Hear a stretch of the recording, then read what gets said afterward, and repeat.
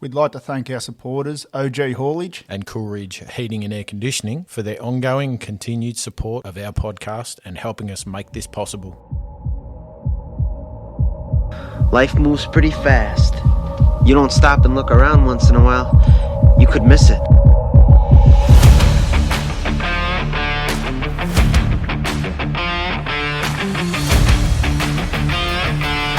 Welcome back to Get Outdoors with Drew and Cam. Welcome back, listeners. Little bit of a different episode, I guess, in a way, isn't it? How would you say this one's different, Cam? Well, for starters, we've got the upgraded equipment for the first time. We have upgraded because purely we have some amazing supporters to our podcast now. They've come through big time for us. It's quite incredible having people that believe in us and want to support us. I think that's the main thing. It's taken me by surprise. Absolutely. We started doing this as a bit of not so much a bit of a lark, but it was a bit of a lark to us at the beginning, but with a good purpose, though. It did have a good purpose to begin with. Absolutely. So, and people are enjoying it. And having a listener come around and go, "Hey guys, we believe in you. Let's make this as best as we can," and we've taken that on board and we're running ahead with it. Yeah. So. I think today we're actually doing a bit of a special, aren't we, Cam? It is a bit of a special. I might run out of stuff to talk about now that I've gone and done this trip. This trip, yeah. So, it's been a little while coming, hasn't it? It has been a little while coming, and it rolled around a lot quicker than I was anticipating. It did. But I managed to get across and do my Snake Island hunt in the ballot for period 7, and I can tell you what, it never let me down in any aspect. I thought it was going to be a challenge, and I underestimated how much of a challenge it was. What, even being freezing cold? It wasn't that much of a challenge, or what? The freezing cold I could deal with. So freezing cold, so the listeners know, it was minus 2.2 the first night. Do you think the 2.2 makes a difference? I do, because it's just extra cold. So the whole hike in was quite strenuous. It was 4 and a bit Ks from where I beached my boat. Yep. After I'd walked the boat in for 15 to 20 minutes because of how shallow the water was. So roll back. You had to get in your boat at Port Welshpool, and I've come around inside to the Swashway, which is between Little Snake and Big Snake. Right. That's then allowed me access to the Swashway jetty, which is where I beached my boat and the walking track begins. Yes. So the hardest thing was hoping my boat was going to be there when I got back was the main thing. I'll say that. You tied it down well enough? I'd sort of V'd it from the front of the boat. So the anchor was out to the right of the boat. Yes. And I had a line going tied off the bow of the boat as well to the jetty itself. So no matter which way the tide was going, because it's awfully quick there. It is insanely quick. It's actually going to hold the boat in either direction. Yeah. That you were safe. And the other concern was coming back and not wanting to find it pinned up under the jetty. Oh, true. So I had enough swing that would allow it to come around on the tide and fluctuate up and down. Yep. Both directions, but not to the point that it was going to get anywhere near the jetty. So now Snake Island. Yep. Is there a kiosk on there? Is there a shopping centre? Nothing. Or no? So there is the Cattlemen's Association. They have their huts and stuff. Right. But that's all no hunting, no camping zones for us in the ballot. Yep. So you are fully self-sufficient. You have to attend the briefing on the Sunday morning. You've then issued with all of your permits and tags because you are hunting on a national park. Yep. So the permit to possess a firearm is issued to you. You're allowed to possess a firearm the Sunday, and your permit runs out midday Friday. Okay. So you have to be technically off the island, especially not hunting, the Friday. Yep. So you, on your boat, water, food, clothing, tent. Everything. Everything. Even down to, I took 2 books. I carried them. I read 5 pages. And you had your stand. And the stand, yep. So I had my mate's son build an aluminium stand for me that elevated me like I wanted to up above the tea tree. Like a tripod. It was a tripod. With a seat on it. Yep, with a seat that swiveled. Swivel seat. That was freezing the first morning because all the aluminium trapped the heat, the cold real well. Oh, no. So carrying that in was a bit of a pain. Yep. So I got into where I was planning to camp, and then my hunting area I was focusing on was a feeding area. Right. So you're either focusing on the feeding or the water. Yes, correct. So I picked the feeding area, and ironically, where I picked, I never saw a deer walk out. That'd be the way, wouldn't it? But in saying that, I saw ample deer from my stand. The first deer, she would have been at 80 metres and standing broadside to me grazing, not aware that I was sitting there. Yep. So you could see her clear as day because the sun was behind me. Oh, fantastic. And they just glisten gold in the sunlight. So you pick them up, working their way through the tea tree grazing. Yep. They'd reluctantly come out and graze the edge quickly before almost ducking back in. So you And might these- see them, These you said were hog deer, yeah? the hog deer, yeah. So they're like a Labrador-sized deer. Very small deer. compared to what we see on the side of the freeway, being sambar that are like 8 Yeah. foot tall and bulletproof. Yeah. So these little deer are in the... They're an endangered species in their homeland, but we have them at a level where we're able to hunt them here. They're controlled. They're not Levels. controlled, so... Well, the whole system that you're involved with the ballot, going to the island, everything like that is controlled. Yes, it is. As to who can go there, how many people. Technically, we're doing the culling for parks by them allocating X amount of hunters access each year. Yep. Technically, we're doing the culling for them. Yep. They are encouraging people to take a deer. The only deer I shot was a female. Yep.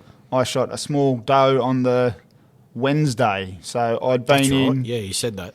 I'd been in and hunted the Monday. We couldn't hunt till 8 o'clock in the morning. Yep. So you could be in your stand, but you couldn't get into camp on Sunday night, make camp, then go and set your stand up if you were by yourself. No. You could not leave your firearm in camp, Yep. but you also, once made it to camp, you weren't allowed to take it with you to go and scout or set your stand Until Monday. until Monday morning. Yeah. And that's fair. I mean, that's their rules, that's their regulations. And That's right. That's how it works. And these are the things that we have to abide by so we can keep this program running forwards. So Monday morning, I think the first time I ventured away from the camp would have been 7:30, and I had about 1.5K walk to get to where I was planning to hunt with this stand. How far were you from your boat? By then I was 4 and a bit Ks. Hang on, let's roll it back a bit.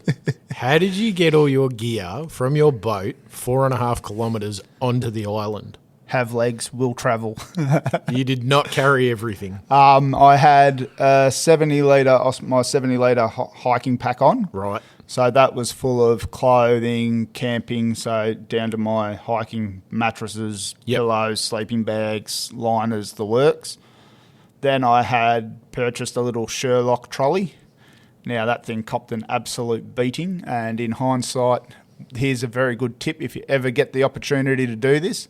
And if you buy one of these trolleys, invest in good nuts and bolts for it. Don't use the ones provided.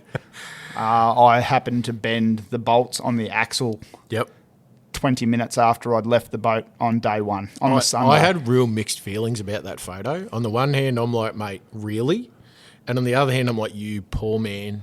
I was going to skull drag that thing if I had to. Don't worry, I'd already had running through my mind if one of the front or the rear axle failed. Yep. I was going to either turn it into a little buggy with the legs of the stand, Yeah. or a giant wheelbarrow with the legs of the stand and a ratchet straps. That was Right. the plan. Just skull drag it Yeah. to where you got to go. So I had my backpack on. I had 2 10-litre water bladders, the water bladders you can buy in the cardboard box, Oh, yeah. because you need to have all your water on the island. So I also bought a 5-litre and stashed it in the front of the boat. Yes. So I had water, so once I got back to the boat, I knew I was going to be right. Or I had that margin for error if one did pop. If something went pear-shaped, you Yep. actually had reserve. Yep. Yep. I also had my little 6-pack of Fanta cans that I was supposed to take in with me as a little treat for the afternoon. Right. Replace And- your sugar. Yeah, and forgot about those and left them in the boat. So I had plenty of Fanta cans when I finally got back on the Wednesday Trap for young afternoon. players, mate. Leave the important stuff behind. So yeah, the trolley had a 45-litre storage container on there with my food. This tripod stand broke down into 2 parts with the leg and the seat. Right. I did take in my day pack. I probably didn't need to take my day pack with me looking back on it. What'd you have in the day pack?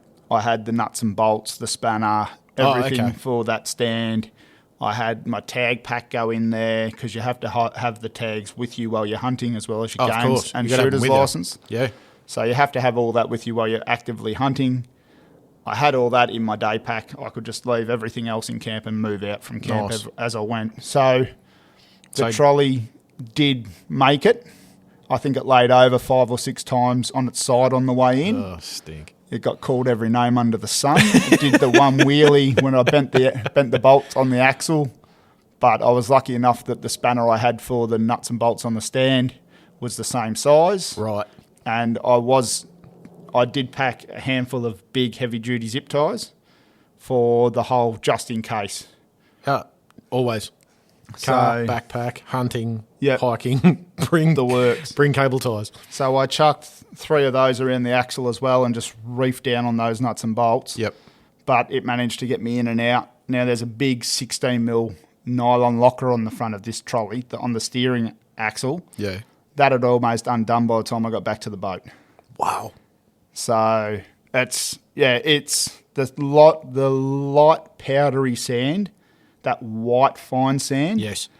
Most of the track once you left the coast was little sand dunes of that. Yep. And when I say little sand dunes, they might have been 2 or 3 metres in elevation, like nothing to think about it. But you've got a backpack on that's full. Yep.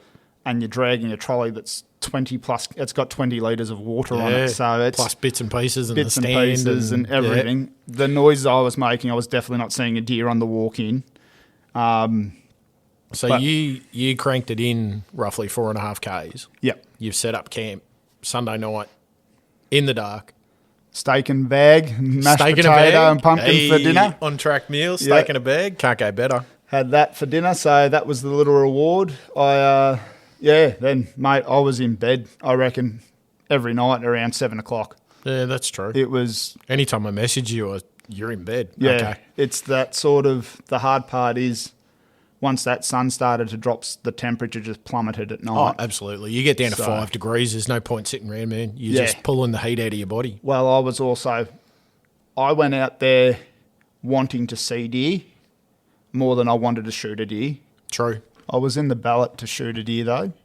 That's fair. So, day one, I could have been ticked off with my female tag because you get a female and a male tag. Right. So, I had a hind, which is a female deer, and her calf from this season grazing 80 metres away. Wow. Out in the open. So, I could have pulled the trigger day one. I didn't want to do that. Yep. I wanted to be in there for... Like I kept saying, it's the whole experience, the whole adventure part of it for me. That's it. So I sat there and I reckon I would have I saw her and her calf come out numerous times throughout the day. Yep. I did sit there waiting, watching, hoping for a cracking stag to come out behind her, but that never eventuated. Yep. Then later in the day, I caught glimpses of another hind and a calf coming out in a different part because of how elevated I was. I could look around the marsh around more me. of a viewing area, of course. Yeah, so I spent a lot of time behind my binoculars looking and picking tree lines apart, little gaps in the trees. Is that a tree or is that a deer? It got to the point I had virtually any tree stump in that area memorised to where it was. Yep. So you're sitting there and you're just picking it apart looking. That's a good way to work out your distances as well. Yeah. You find something that's a fixed structure. And you can range it and go from there. And you know where you're at. Yeah, so my rifle was sighted for an inch high at 100. Mm-hmm. So it was designed, if I had to, I could lay out in the marsh and take a long shot. But I didn't. I'm not wanting to do that either. So I could have comfortably taken a deer day one. But I was going to rob myself, I thought, if I did that. So you just scoped it out, see what was going on, what was around? It's the longest I've ever sat still in the one place. Ever. Knowing you well enough, mate, you don't sit still full stop. No, I don't. So even doing this podcast. That's right. The hardest thing for me was the duration that you're in the stand. So you're in there trying to be there before sun up. You can hunt them half an hour before sunrise. Right. And half an hour after sunset. Which you're not really going to see them anyway. No. But... And if you do, you're not going to pick them up in your optics. Yeah. So I was happy to strike out when I woke up. So I'd get up at 5:30 But have breakfast. You've never stepped foot on Snake Island either. Never. So your experience was all brand new to you the whole time you were there. The whole thing was, mate, I'd been looking at maps and studying maps beyond belief. But a map doesn't give you terrain, tree heights. No, it doesn't. How long the grass is in clearings near water. Mate, nothing. The track I was camped off the side of, in Google Maps, it looks like a track. Yep. And it was just sand. You get there and it's bracken 2 foot Yes. high and razor grass 2 foot high. I remember seeing the photos from Snapchat. That was unreal. It was insane to work out that that's where I had to turn and that was the track I had to head up. Yep. The mistake I did make was I did notice the big game trail running up the middle of the track, and I think I had upset about 25 kangaroos that night because they'd all come. You could hear them thumping down the trail and heading towards me. Then they'd get near me and go, "Oh, geez, where'd that come from?" What's this? So that The other way. But woke up the first morning, and mate, everything was frozen. I made the mistake of leaving my peanut butter for the wraps that I was going to have for lunch outside, and that was Did frozen. you leave your wraps outside? No, they were in the storage tub. Oh, okay. So I had my food stashed away in a storage tub. I figured a jar of peanut butter wasn't going to be an issue. Yeah, it was virtually frozen. Yeah, good luck. Put it in the fridge for a week and see what happens. Yeah, it wasn't the best. So I put that on. It looked like I put peanut butter on my wraps with a bricky trowel. But I'd get up, I'd make a quick breakfast. Yes. Make my lunch to take with me. I'd made up like a trail mix to have in 6 different bags. So I had ready to go meals. Pre-made snacks and meals. Yeah. So the plan was, because I could put this tree stand in the tea tree itself and sit up, Yes. I could come off the stand very quietly and gingerly, mind you, throughout the day and have a 5 or 10 minute stretch. Yep. And I was actually walking figure eights inside the tree line so I could get my blood pumping in my legs again. Because you sit there for that long. Yeah, and I was doing that, but I'd still pop my head up every couple of minutes and just have a look along the edge with the binoculars and hop back down again. So you are constantly on guard. You are constantly checking the wind. Yes. Because you can get away with a little bit of movement with these deer, but you cannot fool their nose. If they smell you or get a whiff of you, they will not turn up. So day 1, nothing. Day 2, anything? Because you're Day obviously 2, same thing. I pulled the pin day 2 at 2:30. Yes. A fella had on day 1 tagged out. He'd shot his stag and his hind Right. in the one spot. They were on the water together. Wow. And he managed to take the 2 one shot after the other. Yeah. But I think he was using a 308, where I'm using a 243, which is the minimum legal caliber for them. Minimum caliber, yeah. So he'd used that, which was a hard-hitting, high-powered rifle. Yep. So it just dropped both of them on the spot. Nice. So he was done and dusted, tagged out, heading back out day 1 at lunchtime. Yeah. I mean, 308, 243, that's the ethical caliber for these animals. 80 grain projectiles as a minimum. Yep. So he was done and dusted. So I'd been thinking with how the days had been heating up, the feeding areas weren't producing a lot. I did see a couple of other deer on the second day. I did see a spiker. So that's a young male that's just growing his first set of antlers. Right. Because they cast their antlers every year, for listeners that aren't aware. So the wind had also picked up a bit. Oh, okay. And rain will put them to ground. They don't like coming out in it. Yep. Because their nose doesn't work for them. But that's most deer, isn't it? That is most deer. Yeah. So with the way the days were heating up, I thought I'm going to change my plan of hunting a feeding area and went to hunt the water instead. Right. Which is the same water hole that the fella had shot his 2 deer on day 1. Okay. I'd given it a day. I then decided to get back to camp at about 2:30 in the afternoon. I stopped hunting. I carried my stand out whole this time. Oh, yeah. And when I say whole, I had to cross an open marsh that was a couple of 100 metres wide and a few water channels in the middle of it. Right. So it was a bit of a hop, skip and a jump. Yep. Got that done, got back to camp, quickly packed up camp, loaded the little trolley again, ready to punish myself, and took off. So I ended love up... how you say that. Punish yourself. Well, that's what it was. I came past the big water hole that I thought I'll hunt that in the morning and see how I go. So the forecast was for a northeasterly wind, so I set my stand up at the opposite end Right. of the water hole. So that's wind into your face or Wind wind into into my your back? face was the plan. Yep. Yet Why do you again, do that? I know why, but for a it's- listener that it's that is whole, interested. you can get away with a little bit of movement, but you can't beat their nose. So If they get a whiff, deer normally have a really strong nose because they don't have really good eyesight, do they? not all of them do. Some of them have got pretty good eyesight, but these guys don't. But it's from not what I like a understand. predator that we see running through the bush at Yeah. night, Yeah. where they don't have that kind of vision. Yeah. So Okay, so that's why their nose is off the charts when it comes to and their smells. ears too. Oh, and ears. That's Yeah. why they never sit still. Yeah, like So you. That's correct. But I ended up moving my camp then another couple of 100 metres up the road as well, and found a little spot that I could hunker away in. Right. So I'd then moved into part of the Banksia. It's like a Banksia forest, grass, trees or black boys, all that growing through there. And the hardest thing was, as soon as I got in there, the wind dropped off. Oh. And as soon as the wind dropped off, the mozzies came out. Oh man. So it was to the point that I even chose not to have dinner that second night. I had a backcountry meals milkshake and a Yep. handful of peanuts and some Oh. chocolate bars and stuff Yeah. like that. So I could just be in the tent Yep. away from it. So day 2, still no deer. Day 2, still no deer on the deck. Still saw deer throughout the day, just not as That's many. Tuesday gone. Tuesday gone.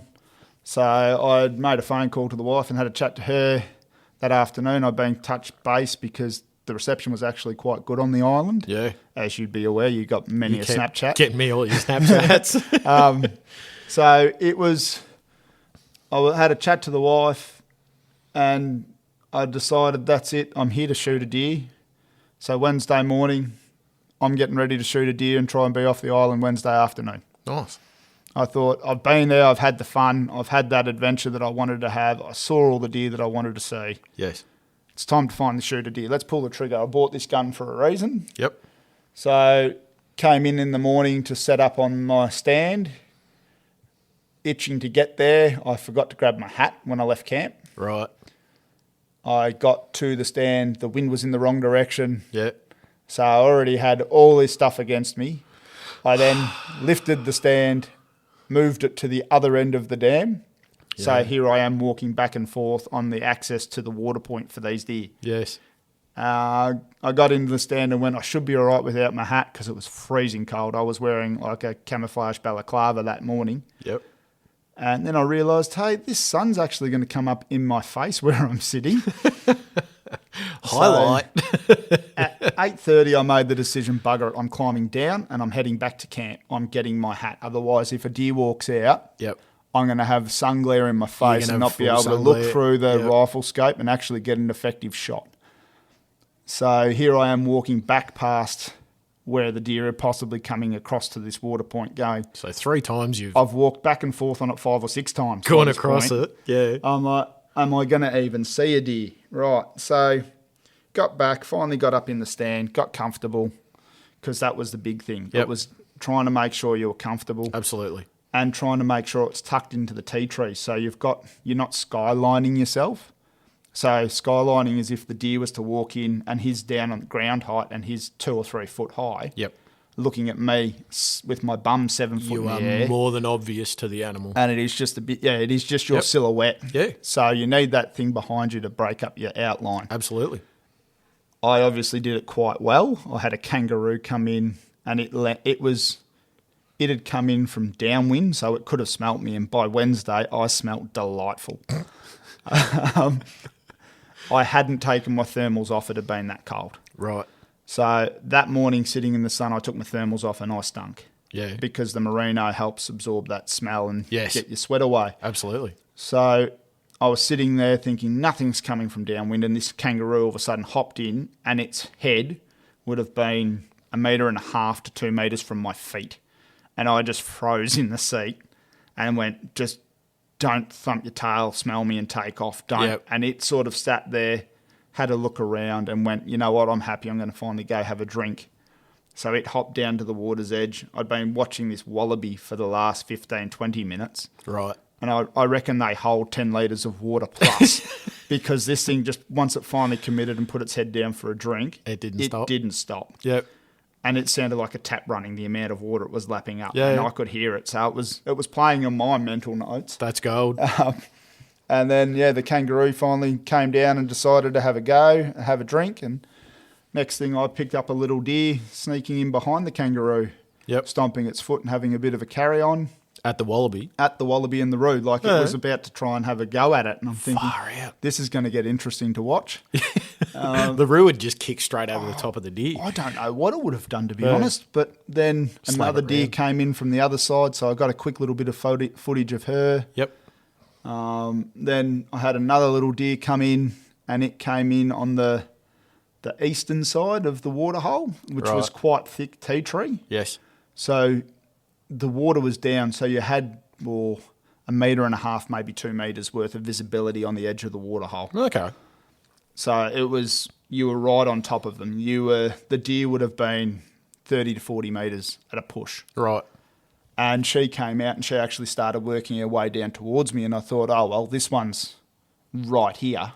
Yep. I'd be mad not to. I've decided I'm going to finally shoot a deer. This is my deer. Yes. So I shot her. I got the shot away, aimed into what I could refer to as the motor room, which for the non-hunting listeners, Heart, lungs. Instant kill. You put one there, they don't go far.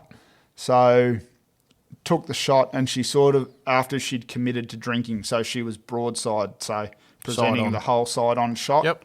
She'd committed to the water, so she was busy. She was concentrating on that. She hadn't noticed me positioning myself and my rifle. I got a good shot, and she sort of stretched forwards out and towards the water, and I thought to myself, don't go in, don't go in, don't go in. And then I thought if she fell over where she was, it's going to be fine. I can grab her and get her out. No, she took a leap forwards, and with a big almighty splash, and a few others disappeared under the water. Oh, stink. Yes, it did. Yeah, it really stunk. Oh, no. Because every kangaroo, wallaby and deer is drinking from this water, and they all walk out into it before they start drinking. So you went swimming? No, I refused. There's a lot of tea tree that's pushed down around the waterhole. Right. So I actually was able to walk out on a couple of little branches and get her with a stick and fished her around to drag her out of the waterhole. Yep. Got her out, got her back to where my stand was. Went, all right, I had all my tags and everything with me. Yep. But I didn't want to start to, because you have to attend the checking station with them still whole. So you can field dress them, which is... As in take the guts out. Taking the guts out. Yep. So you can field dress them. You've got to put your tag in between the bone and the skin. The bone, not the tendon. Yes. Wrap the bone. Yes. And they recommended putting a zip tie or something around that just to ensure that you don't lose your tag as well. Oh, okay, I suppose if people are dragging them out. Well, if you get them to the checking station and the tag's not there, you're going to either get a $2,000 fine. Oh, stink. Or one hell of a warning. Wow. So, yeah, we were instructed it's a smart idea to zip tie them or tie them up or duct tape them or clean them Tape up. it on, yeah. Absolutely. Because they are a little paper tag. They get wet, they fall off Oh, quite right. easy. I thought they were plastic. No, they're a paper, like a bracelet that you get for going into a festival or something. Yep. Okay.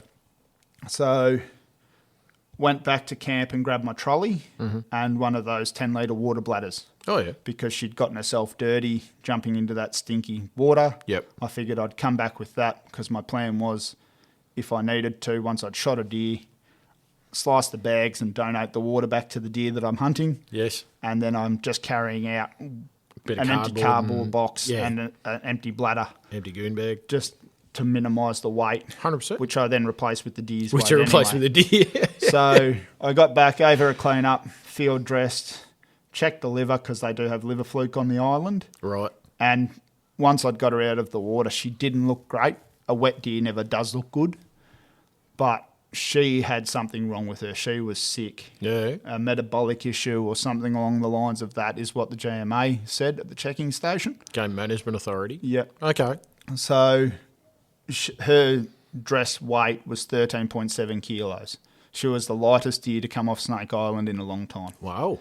So she did not look well, but you still have to present the deer that you've shot at the absolutely. checking station on the mainland. That's part of the raffle, isn't it? Yep. So Luck of the draw. I grabbed what I purchased from an op shop, was labelled as a doona cover, to discover it was just a flat sheet. At least you picked up something small to put it in.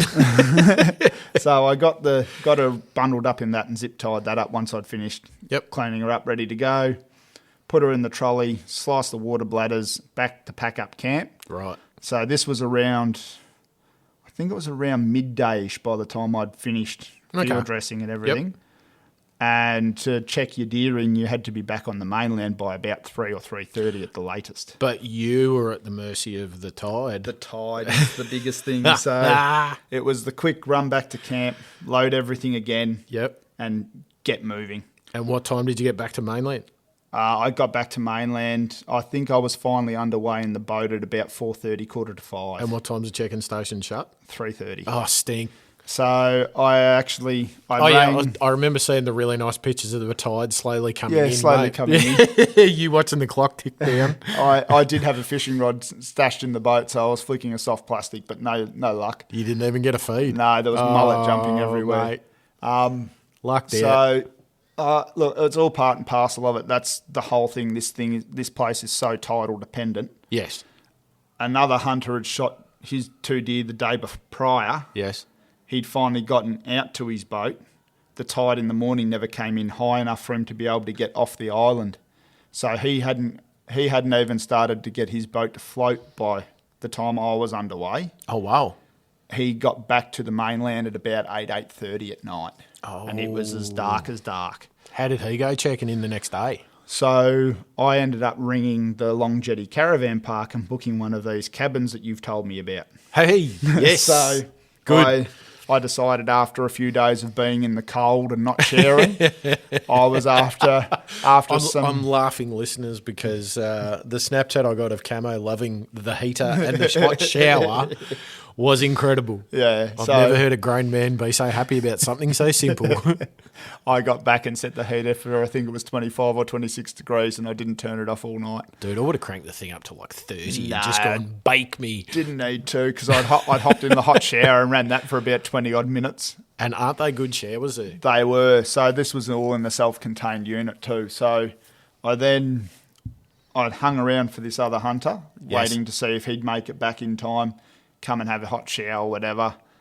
It was getting on and I was starting to get hungry because I hadn't had breakfast or lunch that day, trying to get out to beat the tide. Oh, right. I was just up, go and get into it. So I got back from the accommodation. I went, bugger it, I'm going to go to the pub for dinner at Port Welshpool. Yep. The Rusty Gurnet, I think they've called it now. Oh, is that what it is? So I ordered a garlic bread and a parma and chips and salad. How many garlic breads did you have, Cam? I had 2. I ordered a second one. I actually said that to the lady. I got laughed at because I asked if they sold Powerade over the bar. Yeah. It was definitely a no. Oh. So I was fairly cooked by the time I got out. But yeah, the second garlic bread after that was just delicious. So the other hunter finally got back and I said to him, mate, I've got bunks in this cabin. Yeah. You'd be mad to sleep in your car, because he was going to sleep in the car to check his deer in the next morning. Wow. So I said to him, mate, the spare bunks, come back down. Yeah. Speak to the caravan park tomorrow morning. I'm pretty sure it won't be an issue. Yep. And it wasn't. They actually allowed him to hire the cabin again the next night because he had to collect another hunter. Oh, awesome. Off the island on the Thursday. Yep. So well, you were off Wednesday night. Yeah. So, yeah, Thursday. Thursday morning we met the Game Management Authority at the check-in point. And that's where you heard your great news. Yeah. You've shot the smallest deer off the island for a long time. But the meat had no smell, so he said, I wouldn't eat it raw. No, well. But, it's definitely your choice, and I actually chose against eating it. I don't want to make people sick. Well, if she was claimed to maybe have something wrong with her, it's not worth the risk. Yeah. But this was for an experience for you. That's right. Where the meat's not going to go to waste, though, full stop. No, it went to feeding someone's dogs, but at the same time, too, the Game Management Authority said to me, you've probably done her a favour and sped up the process. Well, this is it. So there was the other hunter that checked he's checked his stag and his hind in as well, and she was one of the heaviest that had come off the island. She had a beautiful line of fat all the way down the back line. Yeah. It was a really nice, healthy deer. What did his weigh in it? It was just under 20 odd kilos. It was 7.5 kilos heavier than what mine was. And she was 2.5. Mine was aged at 3.5. Okay. So, But that still gives us a good idea that you can get hog deer dressed. Yes. At around 20 odd kilos is quite a big one. Yeah, for Snake Island it is. Okay. Because you get the hog deer that you get along the mainland that's close to dairy country with the good pastures. Ah. And some of them can be... They've just got free feeding. Yeah, yes. they're on prime feed the whole time. They just put on the weight. Yep. So what, 30, 40 kilos yeah, wouldn't be some unusual? of them can be up that high, yeah. Okay. As a dressed weight. Nice. There were another lady that had harvested her stag was there for the check-in too, so we all had a bit of fun guessing ages and looking. They removed the jawbone to age the deer. The lower jaw. One of the lower jawbones, Yep. So learning that and speaking with them and the Game Management Authority are all about education.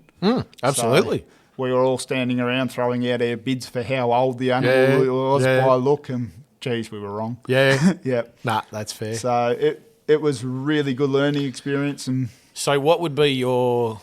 I don't know. Let's go for the old, the good questions. What was your? Give me one line. What was your highlight of the trip? being there. Well, the amount of time it took you to get in there and what it took to actually do it, I get it. What would have been your low light of the trip? Coming home. Look, We'll edit that bit out. Nah. You get warned you're going to be feeding march flies, sand flies, mozzies. And mozzies for you were the killer, wasn't it? The mozzies for me that last night it wasn't a killer. It was, you were able to do it, but just the sheer noise of them buzzing past your ears. Yeah, which was your low light. Was the harassing, annoying part. But yet again, it's all part and parcel of it. You're going there knowing that that's going to be there. We know we've walked bush that many times that if you're not getting a leech, you've got mozzies. If you haven't got mozzies, you get near the beach, it's march flies. Yep. You could get a stick in your ankle for all you know. Yep. You know, worse things have happened. So all in all, would you do it again? 100%. I'm already itching to put my $25 in for this year. You've actually made me jealous. I wouldn't mind doing it myself. Well, mate, all you need is the game manager. You just need your deer stalker's license and you're eligible to do it. Maybe I should come with you next time. I'll be your support. Well, you can take a support person. Yep. But like I was saying in previous episodes that we've recorded, they couldn't even hold binoculars. Yeah, right. No, I'll just go camp and sleep during the day and enjoy some sun and some fishing. That's all right. You can carry half the stuff in. Yeah. So, look, I'm sorry if I've waffled on about this. This has been a big thing for me. And for it to have finally all come to a head, it sort of left me feeling a little bit empty by the time I was sitting back at the boat ramp getting ready to head home the next day. But it's almost like camper's depression, isn't it? Yeah. You go do a magic trip or something you've been planning for ages, and when you're coming home, it's not home, but it's it's the end of the trip, and you go, I'm going home. I had that with Cape York. Yep. Wife and I sat in the driveway and we went, should we just turn around and go back? She went, yup. I'm like, wow, how tempting.